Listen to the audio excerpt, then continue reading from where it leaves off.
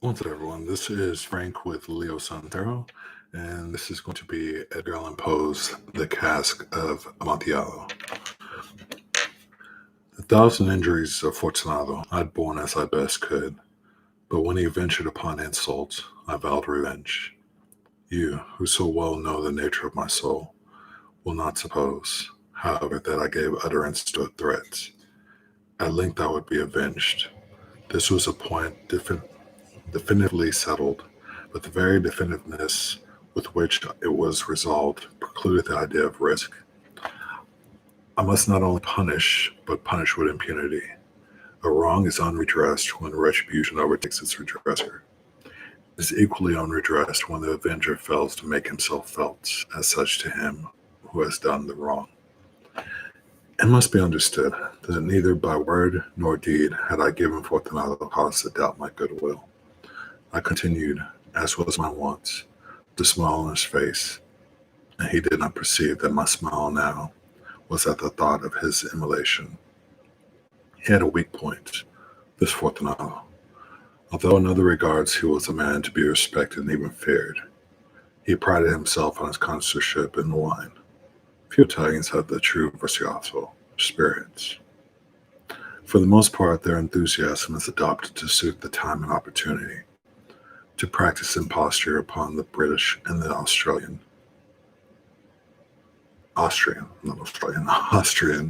millionaires. In painting and gimmery, Fortunato, like his countrymen, was a quack, but in the matter of old wines, he was sincere. In this respect, I do not differ from him materially. I was skillful in Italian vintages myself, and bought largely whenever I could. It was about dusk, one evening during the supreme madness of the carnival season, that I encountered my friend. He accosted me with excessive warmth, for he had been drinking much. The man wore motley. He had on a tight-fitting party-striped dress, and his head was surmounted by the conical cap and bell. I was so pleased to see him that I thought I should never have done ringed his hand. I said to him, "My dear Fortunato, you are the lovely match. How remarkable well you are looking today. But I have received a pipe of what passes for Amontillado, and I have my doubts." "How?" said he. "Amontillado? A pipe? Impossible. And in the middle of the carnival?" "I have my doubts," I replied. "And I was silly enough to pay the full Amontillado price without consulting you in the matter. You are not to be found, and I was fearful of losing a bargain. Amontillado. I have my doubts. Amontillado. I must satisfy them. Amontillado. As you are engaged, I'm on my way to Lucchesi. If anyone has a critical turn, it's he. He will tell me, Lucchesi cannot tell Amontillado from sherry. And yet some fools will have it that his taste is unmatched for your own. Come, let us go. Withers? To your vaults. My friend, no. I will not impose upon your good nature. I perceive you have an engagement. Lucchesi, I have no engagement. Come. My friend, no. It is not the engagement, but the severe cold with which I perceive you are afflicted. The vaults are insufferably damp. They are encrusted with niter. Let us go, nevertheless. The cold is merely nothing. Amontillado, you have been imposed upon. And as for Lucchesi, he cannot distinguish sherry from Amontillado.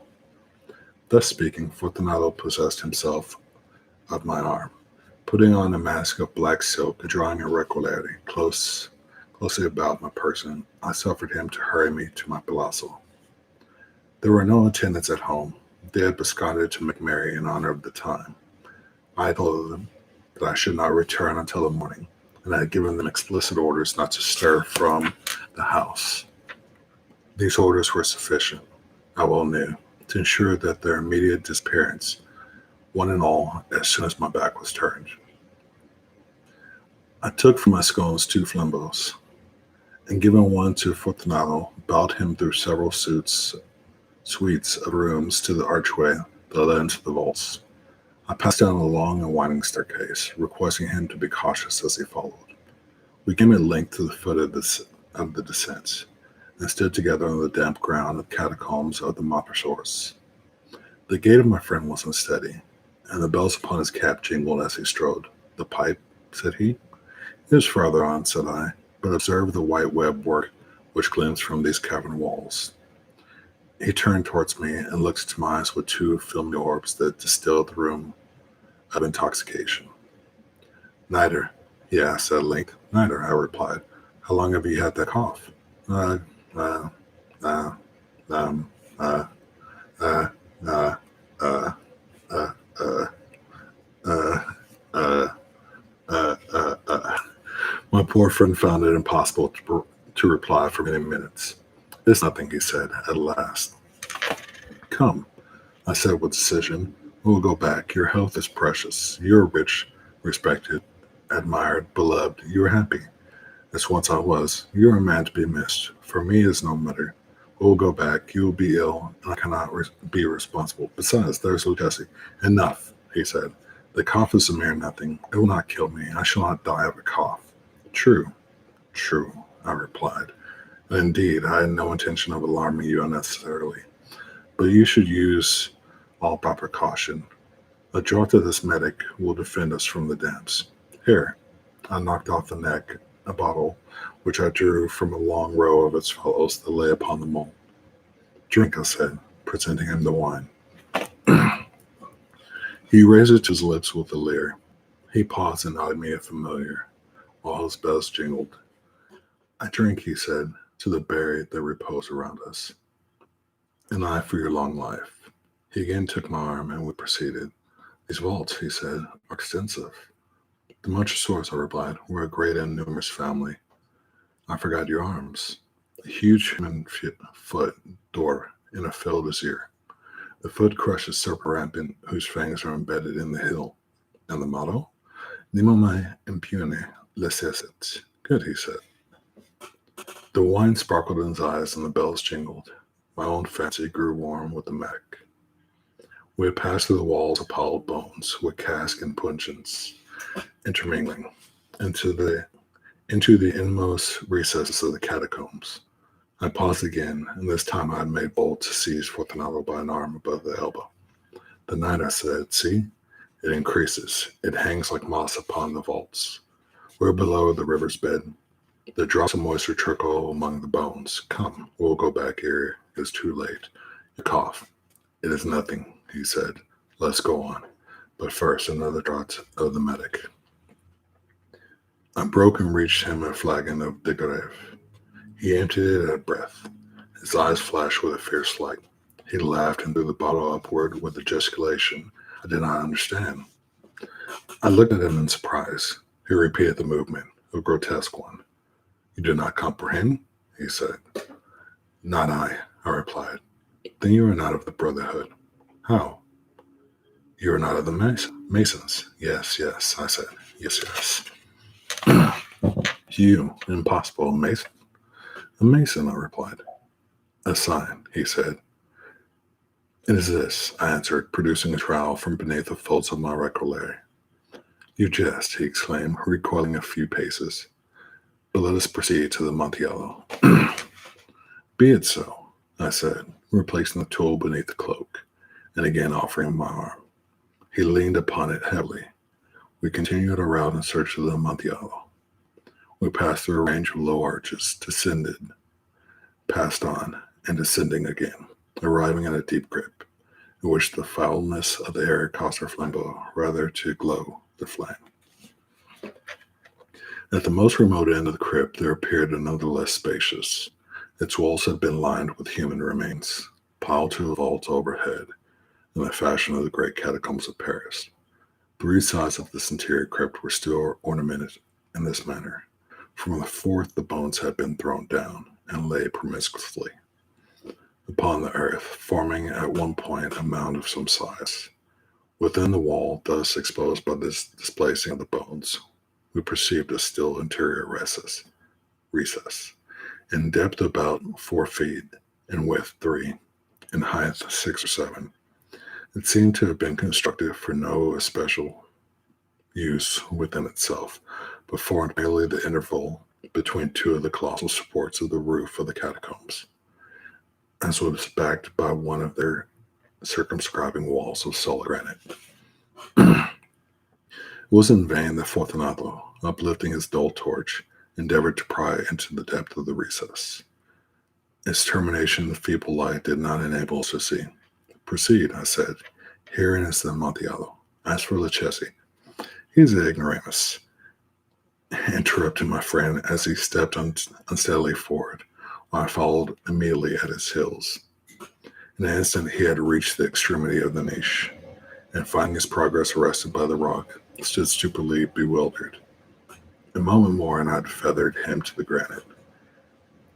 On the surface were two iron staples, distant from each other about 2 feet, horizontally. From one of these depended a short chain, from the other padlock. Throwing the links about his waist, it was but the work of a few seconds to secure it. He was too much astounded to resist. Withdrawing the key, I stepped back from the recess. Pass your hand, I said. Over the wall, you cannot help feeling the niter. Indeed, it is very damp. Once more, let me implore you to return. No? Then I must positively leave you. But I must first render you all the little attentions in my power.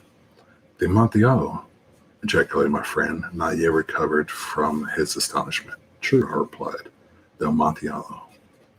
As I said these words, I busied myself among the pile of bones of which I had before spoken. Throwing them aside, I soon uncovered a quantity of building stone and mortar. With this material, and with the aid of my trowel, I began vigorously to wall up the entrance of the niche. I had scarcely laid the first tier of the masonry when I discovered that the intoxication of Fortunato had in great measure worn off. The earliest indication I had of this was a low moaning cry from the depth of the recess. It was not the cry of a drunken man. There was then a long and obstinate silence. I laid the second tier, and the third, and the fourth, and then I heard the furious vibrations of the chain. The noise lasted for several minutes, during which, that I might hearken to it with the more satisfaction, I ceased my labors and sat down upon the bones. When at last the clanking subsided, I resumed the trowel and finished without interruption the fifth, the sixth, and the seventh tier. The wall was now nearly upon a level with my breast. I again paused, and holding the flambeau over the mason work, threw a few feeble rays upon the figure within. Succession of loud and shrill screams, bursting suddenly from the throat of the chained form, seemed to thrust me violently back. For a brief moment I hesitated. I trembled. Unsheathing my rapier, I began to grope with it about the recess, but the thought of an instant reassured me.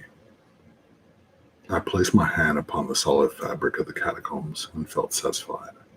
I reapproached the wall. I replied to the yells of him who clamored. I re-echoed. I aided. I surpassed him in volume and in strength. I did this, and the clamoring grew still. It was now midnight, and my task was drawing to a close. I had completed the 8th, the 9th, and the 10th tier. I had finished a portion of the last and the 11th. There remaining but a single stone to be fitted and plastered in. I struggled with its weight. I placed it partially in its destined position, but now there came from out the niche a low laugh that erected the hairs upon my head. It was succeeded by a sad voice, which I had difficulty in recognizing at that of the noble Fortunato. The voice said, "Ha ha ha, he he, a very good joke indeed, an excellent jest. We'll have many a rich laugh about it at the palazzo. He, over our wine. He. The Amontillado," I said. He, yes, the Amontillado. But is it not getting late? Will not they be awaiting us at the palazzo, the Lady Fortunato and the rest? Let us be gone. Yes, I said, let us be gone. For the love of God, mon trésor. Yes, I said, for the love of God. But to these words I hearkened in vain for a reply.